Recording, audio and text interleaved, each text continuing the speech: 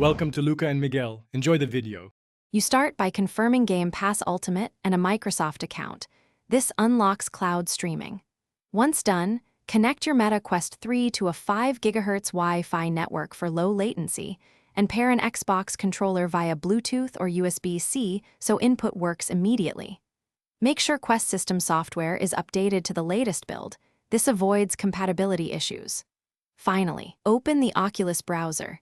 You will sign in to Xbox Cloud Gaming there and prepare to launch a title. You now open the Oculus browser, go to Xbox Cloud Gaming, and sign in with the same Microsoft account tied to your Game Pass Ultimate. Once signed in, pick a title and select Stream. Streaming avoids long installs and runs in the browser environment.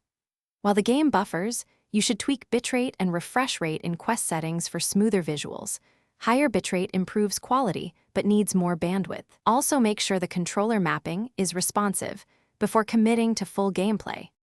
To finish, optimize by moving closer to your router or switching to a less congested 5 GHz channel.